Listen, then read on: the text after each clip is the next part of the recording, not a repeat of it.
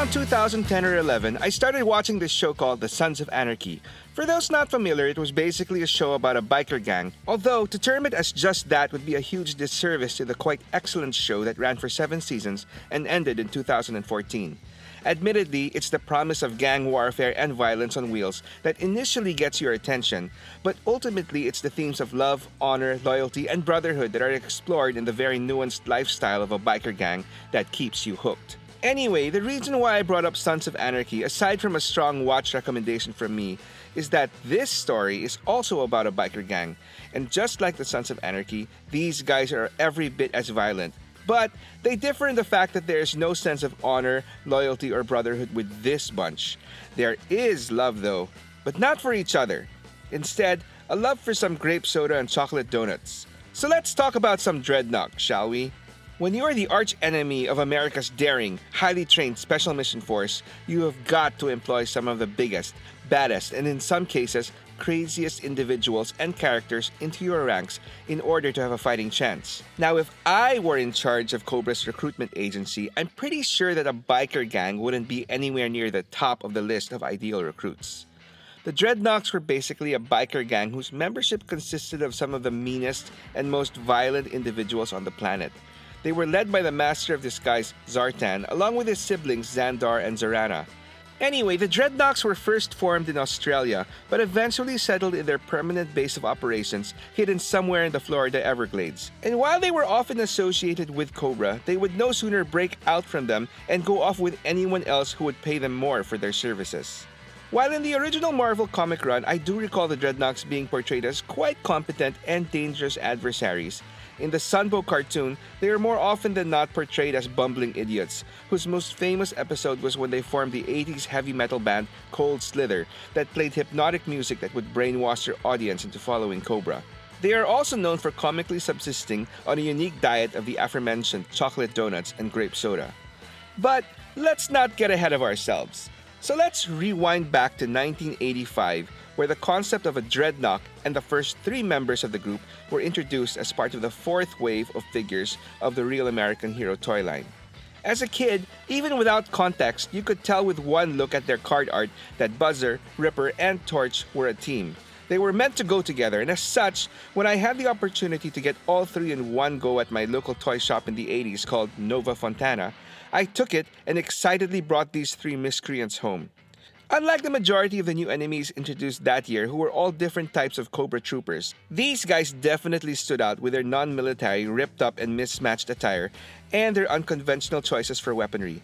All this was topped off with some of the ugliest looking head sculpts I had ever seen on an action figure at the time. What can I say? I was instantly sold. Buzzer is often portrayed as the smartest of the bunch, although that really isn't saying much. He also often acts as the leader of the original trio. Actually, even before seeing them in the cartoon or comics, I instantly pegged him as the leader and my personal favorite because, well, he was the least ugly in my eyes, and, more importantly, he was blonde. A hair color that at the time I often associated with the leader of any fictional team. Based on his file card, he actually had quite an interesting backstory, which began in England, where he was an extreme left-wing sociology don who for years harbored an intellectual displeasure and extreme indignation for what he perceived as society's two-faced morality. He also had a deep fascination with biker gangs and as a result, traveled to Australia in order to do extensive research on them. He eventually ended up joining one and went off to satisfy his desire to literally take society apart with his weapon of choice, a diamond-toothed chainsaw. His figure also inexplicably had a canister of gasoline strapped to his back, making him a walking firebomb, but at least it meant his chainsaw would never go hungry. Now, before I go any further, I just wanted to mention comic book writer Larry Hama, who is lovingly referred to by most Joe fans as the godfather of the modern, a real American hero iteration of GI Joe, for the simple fact that he wrote the entire 155-issue run of the original Marvel comics and the majority of the bios of the file cards that came with each action figure, bringing to life ageless iconic characters like Snake Eyes, Scarlet, and Storm Shadow, all the way up to Skid Mark.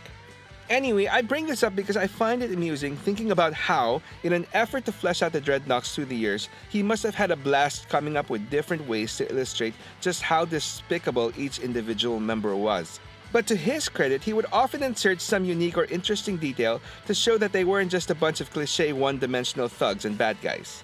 Case in point, Ripper, a nasty individual whose life of crime started at a really early age when he was expelled from nursery school for extorting candy from his classmates. Ripper is your stereotypical angry, violent, and antisocial individual who, interestingly enough, is secretly a shrewd businessman and independently wealthy. He specializes in various edged weapons and cutting tools, but his favorite would be his assault rifle equipped with an oversized bayonet. I specifically remember Ripper having the ugliest action figure, as I found his head to be unusually large and kinda blocky. I don't know, as a kid that really bothered me. Plus, I couldn't quite figure out what his main accessory was supposed to be. I mean, yes, he had his favorite rifle with the oversized bayonet, but he also came with this huge tool that to my 9-year-old self looked like a jackhammer of some sort. It was only later on as an adult that I learned that this was actually what was called the Jaws of Life, a hydraulic rescue tool used to assist in extraction of victims involved in vehicular accidents or who are trapped in small spaces. So leave it to a Dreadnok to take a rescue tool and turn it into a weapon of destruction. Finally, rounding up the original trio, we have Torch, whose file card basically describes him best as an illiterate, unrepentant thug with a penchant for violence matched only by the utter depths of his stupidity. As his name suggests, his weapon is an oxyacetylene torch, which he modified into a working flamethrower. And yet, despite his rather unflattering character description, he does have one crucial redeeming factor, as he is extremely skilled at repairing motorcycles, the default choice of ride for the Dreadnoks. Another thing worth mentioning is that Buzzer, Ripper, and Torch had quite peculiar real names: Dick Blinken, Harry Nod, and Tom Winkin, respectively. Their first names are in reference to the phrase Tom, Dick, and Harry, which is used as a placeholder for an unspecified group of people. And their last names are an obvious reference to the popular children's poem Winkin, Blinkin, and Nod. Like I said, Larry Hama must have had a blast fleshing out these guys' characters, connecting this trio of violent thugs to a children's poem. Anyway, these three Dreadnoks were then thrown in with the previous year's success story, the Master of Disguise Zartan, and it was a perfect match, and more importantly, a hit with the fans. And so in the following years, more Dreadnoks were added to the gang. But before we go any further, I know, I dread doing this every time. But a YouTuber's gotta do what a YouTuber's gotta do. So please don't knock on me for asking you to subscribe to my channel. It would be very much appreciated and will help me tell more stories. But if you already have subscribed, then thank you. I raise a can of grape soda to you. So where were we? Yes, more Dreadnoks. So the first two, Xandar and Zarana, if their names didn't give it away, were Zartan's younger siblings. And I've already touched on these two in a previous story, so let's move on to the third new Nok, the explosive expert Monkey Wrench. First name Bill, last name Winky, which is a slang term for little boys. Okay, I'm pretty sure that's not what Hama had in mind when he came up with the name. So moving on, Monkey Wrench started his career at an early age when he built and sold explosives to terrorists. Before the age of the internet, mind you. By age 16, he had made himself a pariah in his own hometown. He loves blowing things up so much that he would add unconventional items such as a Roman candle or other fireworks to add more bang to his already explosive contraptions. Aside from the various grenades that he wears in his chest, he also uses a harpoon as his main weapon of choice. To be honest, even with a whole load of grenades strapped onto his chest, as a kid, I never made the connection to Monkey Wrench being an explosives expert. I was too focused on how his name didn't quite jive with Buzzer, Ripper, and Torch, and his weapon of choice, a cross between a trident and a rifle, although admittedly cool looking, didn't quite make much sense to me. I don't know, even as a kid, this guy just felt like a second-rate Dreadnok. Another notable strike against Monkey Wrench is that while the original 3 Dreadnoks got nice modern updates in the 25th anniversary line years later, Monkey Wrench got a rather uninspired one, basically a kit bash from previously released figures. They didn't even bother to give him at this point his iconic trident harpoon thingy or shades. I remember going through great lengths of finding an original vintage Monkey Wrench on eBay just for his weapon and ordering custom tiny shades for my guy. I get that in today's classified line, detachable shades are the norm, but years ago, that was quite a stretch on my part just for the sake of accuracy. Ironic how I put so much effort into Monkey Wrench despite him never being one of my favorite Noks. Unfortunately, Monkey Wrench wasn't the only new Dreadnok introduced that year. The Dreadnoks were such a hit at the time that Hasbro decided to give them their own dedicated four-wheel vehicle of destruction, the Thunder Machine. And with it, of course, came the designated Dreadnok driver, Thrasher. Now that's better. Back to the names. As per his file card, Thrasher was the spoiled child of middle-class parents who never disciplined him out of fear that by doing so would stifle energies he might need later on in life. So basically, millennial parents. Just kidding. Just kidding. Anyway, he was never denied anything no matter how many times the items he asked for usually ended up causing some type of disaster or destruction. He eventually ended up ditching his parents after they were injured in a car accident that may or may not have been caused by some repair work he did on the car's brakes. It also continues on to say that even for a Dreadnok, this guy is pretty low, as he derives an actual physical pleasure from inflicting pain and misery on others. The wild thing about this, though, is that this is actually the softened up version of his bio. Hama's original draft described Thrasher as a kid that always had bad luck with pets, and all his playmates were mysteriously accident prone. And after maybe crippling his parents in the aforementioned car accident, this wild child wandered into the swamps where he could do whatever he wanted to do to living things and inanimate objects alike. Oh, and for some reason his real name, Bruno Lacrosse, wasn't revealed until 2004, 18 years after his debut. Quite a fitting name given his weapon of choice was a spiked ball that was welded onto the end of what looked to be a lacrosse stick. Anyway, at this point, Dreadnoks were all the rage, and so Hasbro made it a point to introduce a new one every year, and each time doing their best to make every new edition more deplorable than the previous one. So in 1987, we got the Dreadnok Pirate Zanzibar, whose real name, Morgan Teach, is actually a reference to two real-life pirates, Henry Morgan and Edward Teach, better known as Blackbeard. Anyway, Zanzibar spent his formative years living on a garbage barge, making a living pickpocketing on various docks. Later on, he moved on to river piracy, stock fraud, and smuggling, and eventually joined the Dreadnoks when even those began to bore him. At face value, his whole pirate theme is kinda hokey. Okay, extremely hokey. But I think that just adds up to his appeal. Not so much in the toy's design, but in that Zanzibar completely buys into his stereotypical pirate character, as he speaks with an excess bluster and definitely dresses up the part complete with large buckled boots, top-notch ponytail, and eye patch, that the other Dreadnoks suspect, like the rest of his getup, is just for show. As what is expected from any Dreadnok, Zanzibar is described as extremely selfish, with a penchant for stealing and having poor personal hygiene. His disposition is so nasty that even the other Dreadnoks don't like him, and Zartan basically keeps him around just to keep an eye on him. The Zanzibar toy was also unique in that it actually came with rooted hair for the ponytail, which more often than not came off looking like a carrot top. But to make up for that, the figure came packed in with its own personal mode of transportation, a sort of hydrofoil-type boat called the air skiff. Also worth noting is that one of Zanzibar's original working names was Keelhaul, which was eventually used to name the GI Joe Admiral who came with the USS Flag aircraft carrier. From pirate to admiral. Now that's one hell of an upgrade for that codename. Anyway, in 1988 came possibly one of the most popular members of the Dreadnoks, the massive enforcer Road Pig. Prior to his reveal, I remember reading an article wherein he was referred to as a new incoming Dreadnok that would go down as one of the worst, and I thought to myself, where have I heard that before? And I scoffed at the name Road Pig, which to me sounded kinda dumb, but when I finally saw the character, well, it all made sense. When he was born, Road Pig was declared by his doctor to be the ugliest baby he had ever seen. He was expelled from kindergarten for milk money extortion, and he was later dishonorably discharged from the Cub Scouts.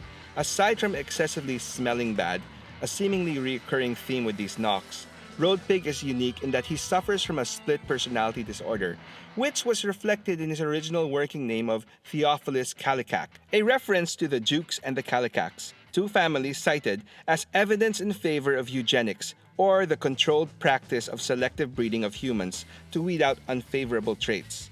And Theophilus was regarded to be the worst member of the Jukes family. But that's a major tangent I'd rather not get into now. More importantly though, the word Kallikak was a pseudonym created from the two Greek words kalos and kakos, meaning good and bad, which basically summed up the two sides of Road Pig's personality.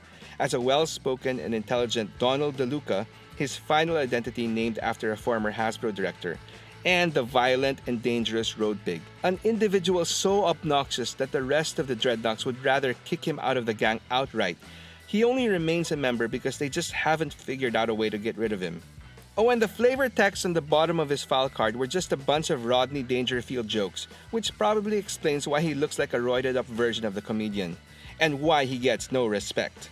His weapon of choice consists of a custom sledgehammer made of a cinder block attached to a metal pipe, as well as an itty-bitty-ditty mini crossbow on his wrist, completes his ensemble. By this time though, I had actually slowed down on toys, so unfortunately I never got his original figure, but I am excitedly looking forward to a heavily rumored release in the classified line. Hopefully, Hasbro won't disappoint. And then finally in 1989, as if the Dreadnoks weren't despicable enough, Hasbro went ahead and added an animal poacher to their ranks. But not just any poacher. A poacher so bad that he was literally run out of Africa by other poachers for cheating at cards, smelling bad, and for generally being an a-hole. Other than that though, Naugahyde is your typical poacher who considers most animals as lower life forms suitable only for skinning, stuffing, or eating. He also believes in strictly living off the land, and so he refuses to use any deodorants, preferring to bathe himself in animal fat, and will not eat processed foods or wear synthetic fibers. But don't mistake this eccentric naturalism as a love for Mother Earth. Instead, he believes that such man-made products would warn his animal targets of his murderous presence. Now, while I never had the original figure, I found it quite amusing that the Dreadnok poacher Naugahyde would be the first Nok to actually come with an animal sidekick, a warthog named Clyde, which was odd given his profession and the fact that years later Naugahyde's real name would be stated as Clyde Hyde. Fortunately, this little mix-up seems to have been cleared up with the upcoming classified version of Naugahyde, who also comes with a warthog now named Porkbelly. And he also comes with a monkey named Yobo. Anyway, Naugahyde would be the last major Dreadnok character introduced in the toy line for quite a while, as the next year ended the whole Dreadnok a year streak. But since then, there have been quite a lot of newer members introduced and added over various iterations and media of GI Joe. And no, I will not cover all of them, but I will mention a few who have had at least toys released of them that gives them a little bit more cred in my book. The first is Burnout, who is the resident Dreadnok mechanic. Now, this guy could have been an engineer if he didn't drop out of school. He's a natural genius at mechanics and had an early fascination with motorcycles. It was his handcrafted custom motorcycle work that got Zartan's attention and got him recruited into the Dreadnoks. Of course, it goes without saying that he also had the prerequisite nasty personality and destructive tendencies that made him fit right in with the group. Now, whether this was some writer's attempt to sort of diversify the ranks of the Dreadnoks given that Burnout was African American, or that his write-up was basically the same as the original Dreadnok torch, I didn't care. I liked Burnout's design and was quite happy to see his addition to the 25th anniversary line as part of a special Dreadnoks box set. Next is Heart Wrencher, one of the few females not related to Zartan included in the Dreadnoks ranks. As per her name, her weapon of choice is an oversized wrench. While her specialty is that of a, surprise surprise, mechanic, given her more attractive appearance, a more cynical person would probably assume that she remained a member of the Dreadnoks for other reasons. And I'll leave it at that. She was often depicted in her sporadic appearances as Zartan's girlfriend, and you would think that this would give her a heightened status within the group. But I don't think Zartan was much of a giving or loving partner. Anyway, she eventually ended up with fellow wrencher, Monkey Wrench. I could be wrong, but to my knowledge, the only actual toy of Heart Wrencher was a hastily constructed kit bash packed in with an exclusive collector's club Dreadnok-themed repaint of the Cobra Stinger Jeep, both of which now fetch a mighty high price on eBay, so yeah, as heartbreaking as it is, I never got a Heart Wrencher for my collection. And finally, we have Zanya, a late addition, but definitely worth mentioning since she is the long-lost daughter of Zartan. She was introduced in the Devil Deuce run of GI Joe, which sought to continue the events of the Marvel Comics. By that time, the Dreadnoks had grown into a massive statewide organization with multiple chapters all over the US, and his daughter Zanya was handpicked by Zartan to be his heir apparent to inherit it all. To be able to do so, the writers made sure to make her every bit as capable and cunning as her dear old dad, as her background includes growing up in poverty with her abusive biological mom and her mom's equally abusive boyfriend. Very early on, she learns of her true father's existence through her mom and develops pyromaniacal tendencies, which ultimately leads to her burning her own house down, killing her mom and the boyfriend, all at the tender age of 9. And after years of going out on her own, she eventually finds Zartan and joins up with the Dreadnoks. Even though Devil's Due ultimately lost the GI Joe license and the company that took over, IDW, made their own continuation of the Marvel series, basically negating everything Devil's Due had done, Zanya remained a popular enough character to earn her own official action figure as well. As a whole, I wouldn't go as far as to say that these guys made a real difference in the battle between GI Joe and Cobra, but they sure as hell were entertaining and some of the most memorable bad guys in the series. In 1984, Hasbro started getting a little more creative with new characters for their, at the time, surprise revival hit, GI Joe: A Real American Hero. While the good guys got themselves more specialized soldiers like a flamethrower, canine handler, and halo jumper, the bad guys didn't slack off themselves either. Joining the ranks of Cobra were an anti-armor missile specialist, a saboteur, and even a ninja for good measure. But arguably, one of the most original and interesting new enemy added was the Master of Disguise, Zartan. It was pretty obvious that from the start, Hasbro had pegged Zartan to be the star of the 1984 line of Joes.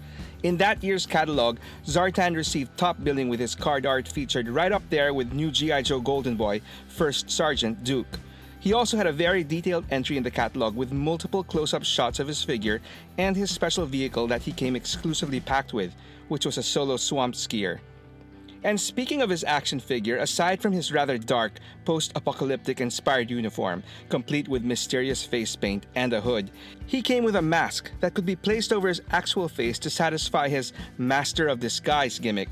Although I'm not quite sure why the ability to switch your face to the same bearded man every time would warrant the title of Master. But more importantly, the main draw of his toy was that it was made from a UV reactive plastic, which would basically cause the figure to turn from its usual Caucasian tone to a darker purplish blue when exposed to direct sunlight. Throw in some thermal sensitive stickers that were applied to Zartan's removable chest and thigh armor, and you've got one hell of a cool toy that literally looked different in daytime and night. This skin-changing feature was highlighted in the cartoon where his character had the ability to literally change his skin color and blend in with his background, like a human chameleon. Speaking of which, during early development stages, he was actually referred to as Captain Chameleon. No, really. Thankfully, the godfather of modern GI Joe, writer Larry Hama, eventually gave him the name Zartan, which was an anagram for Tarzan, and the chameleon name was given to his swamp skier instead. Anyway, it is also established in the cartoon that he was extremely adverse to direct sunlight, which explained why his toy skin darkened outdoors. As part of the game plan of Let's Make Zartan a Star, he, along with his biker gang posse, the Dreadnoks, that would make their toy debut a year later, were heavily featured in the second GI Joe miniseries, The Revenge of Cobra.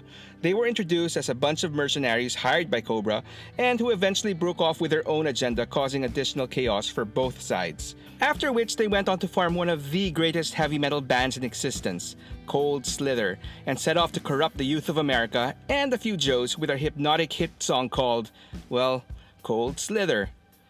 Anyway, subliminal message-laced hit song aside, all this added exposure did wonders for Zartan and by extension the Dreadnoks, making them instant fan favorites. So much so that in 1986, Hasbro went on to capitalize on their popularity by adding more members to the Dreadnoks, who just happened to be Zartan's siblings. When I first heard that Hasbro was planning to give Zartan siblings, the image of more dark, hooded, mysterious, post-apocalyptic looking action figures came to mind. To my surprise, Zartan's new siblings, Xandar and Zarana, came out looking quite the opposite. Both Xandar and Zarana had striking orange, or pink in some instances, hair, with bright colored uniforms. Both sibling toys were also made from the same UV reactive plastic, which, aside from their similar sounding names that started with Z, seemed to be the only things that linked them to Zartan. And while visually they looked nothing like Zartan, as a pair, they definitely complemented each other and gave off that whole sibling vibe. That being said, Xandar and Zarana's individual talents actually differed. They sort of took both Zartan's specialties, that of being a master of camouflage, and the other, a master of disguise, and expanded on them.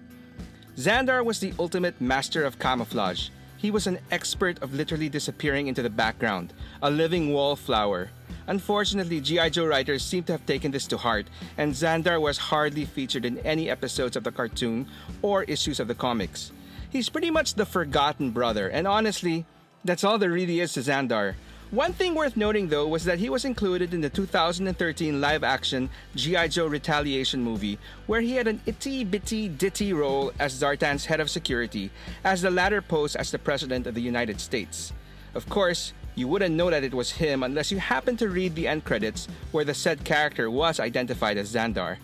As expected, Zartan of course was one of the main featured characters in the live-action movie, where he basically straight up kills the GI Joe cover girl and was played by both mummy actor Arnold Vosloo and the High Sparrow himself, Jonathan Pryce, when he was disguised as the president. Zarana, on the other hand, took over the role of Master of Disguise, where she used her ability to frequently infiltrate GI Joe headquarters. In one particularly memorable cartoon episode, she goes undercover to steal some top-secret submarine plans from the Joes and gets assigned to work with their computer specialist, Mainframe. They end up developing feelings for each other, and while she ultimately does go through with her assignment, double-crosses him, and steals the plans, she returns to save Mainframe, who is left lying unconscious under a bomb set up by Zartan. In the end of the episode, she reluctantly reveals her true identity to Mainframe, and he ends up hiding her from his teammates who are in pursuit. The episode ends with them going their separate ways, but with both of them wistfully looking up at the same moon. Aww.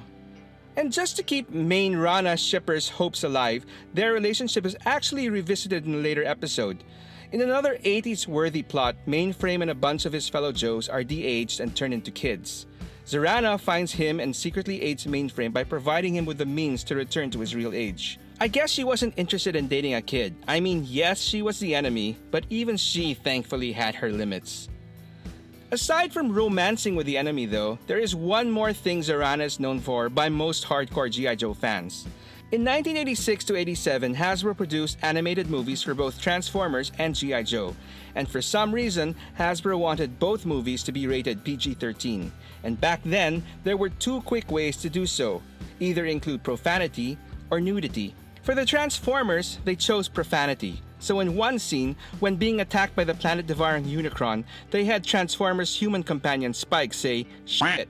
To be fair, there is a whole lot worse stuff, I would say, when faced with being eaten by Unicron. Anyway, for GI Joe, they decided to go with nudity. So early in the movie, Zarana, as usually, successfully infiltrates Joe headquarters as an unauthorized civilian companion to the new GI Joe recruit Falcon, and then goes off to the forest and undresses to take a dip in the lake. Really. Fortunately, Hasbro decided to scrap the whole nudity thing, and while the scene remained, she ended up sporting a flowery one-piece bathing suit. But even if the idea was scrapped, the actual animation model sheet of topless Zarana does exist. So, there you go. One thing worth mentioning was that the original vintage Xandar and Zarana toys were two of my favorites as a kid, but not for the reasons you would probably think. Towards the end of my childhood collecting days, I was constantly coming up with more innovative ways to play with my GI Joe figures. I had a phase where I would have my Joes do stunts. Most notable of all was making them zip line down from the second floor of our house, down across our pool below on a nylon string that I had strung from the window to the fence below. So basically, from the second floor, I would send my Joes zipping down the line with nothing but their two hands hooked onto the string. Of course, this wasn't the best way of securing the figures on the line, so it was pretty much 50-50 that a Joe would actually make it across to the end. More often than not though, he would fall into the pool, which was the best case scenario, or onto the hard concrete ground before the pool, which would often result in a cracked or broken toy. Xandar and Zarana were special since their toys had large knee pads, and when positioned properly by bending the knee to create a hook with the knee pads and hanging them upside down, gave them a close to 100% success rate of making it to the other side. So while I lost a good number of Joes with this stunt, Xandar and Zarana remained unscathed. Anyway, sorry, I went off into a major tangent there, didn't I? Enough of his siblings, it's time to get back to the main character of the Z story, Zartan. But first, I'm hoping I can cold slither my way into getting you to like this video and subscribe to my channel. It will help me out immensely and be very much appreciated. But if you already have, thank you, and please spread the word. So, back to the guy who started this all, Zartan. Ever since his first appearance in the 24th issue of the original Marvel Comics run, the Master of Disguise has figured in a number of my favorite storylines. One of which was when he took down the GI Joe Ripcord, who went on an unauthorized mission to infiltrate Cobra Island in search of his then-girlfriend, Candy Apple. Unfortunately, Zartan intercepts his arrival, and despite Ripcord's best efforts, Zartan gets the better of him. He then proceeds to switch places with the downed Joe and in turn goes off to infiltrate the Joe's super secret headquarters, the Pit, as the injured Ripcord. In the end, it takes the brilliant deducing skills of Sergeant Slaughter to finally take Zartan down. Ultimately though, he does manage to escape with the help of the Dreadnoks and leads Cobra to assaulting and destroying the Pit. Anyway, towards the latter years of the 80s GI Joe toy line, with Ninja, Snake Eyes, and Storm Shadow established as the bona fide stars of the property, Hasbro decided to double down on the whole ninja craze and add a lot more ninja characters to the line, as well as turn other popular characters into ninjas themselves, including Zartan. As part of the whole Ninja Force subline, a radically redesigned Zartan toy was produced. Amusingly enough though, this new Zartan looked more like a biker than an actual ninja, complete with a black leather vest and bright orange mohawk. This version actually made his relation to Xandar and Zarana more believable. Despite looking really out there, the new design got one thing right. Aside from giving him a lot of bladed weapons, he came equipped with a bow, which in the comics he would use with deadly accuracy. For many fans, including myself, Zartan's ultimate claim to fame and action that firmly cemented him as one of the most badass Cobras ever was when he single-handedly ended the Cobra Civil War between Cobra Commander and Serpentor. Using his ever-trusty bow, he ended Serpentor's reign with a single long-distance shot across a raging battlefield, firmly landing an arrow right between the Cobra Emperor's eyes. Now that's hardcore stuff. But his deadly skill with the bow actually goes a lot further back than that. What made Zartan really special is how Larry Hama tied him up and made him a crucial element to the backstory of one of the line's most iconic characters, the aforementioned ninja, Storm Shadow. Now, as I mentioned earlier, Storm Shadow was introduced the same year Zartan came out, and as his popularity grew, his origin story was explored, wherein he was wrongfully accused for the death of his uncle and sensei, the Hardmaster, who was shot through the heart by a mysterious arrow. On a tip that the assassin had a connection to Cobra, Storm Shadow joined the organization to flush him out, and it is later revealed that it was Zartan who was the said assassin. The irony here is that Zartan actually wasn't targeting Storm Shadow's uncle. He was actually hired by a used car salesman who would later become Cobra Commander to kill Storm Shadow's fellow student Snake Eyes, whom he blamed for the death of his older brother, Dan, who, in another stroke of irony, actually killed Snake Eyes' family while driving drunk. Oh, the twisted and convoluted tale that Hama wove. And here people give the Rise of Cobra movie crap for making Duke and Baroness former lovers and Cobra Commander her brother and Duke's former best friend. Ugh. Just give me back main Rana.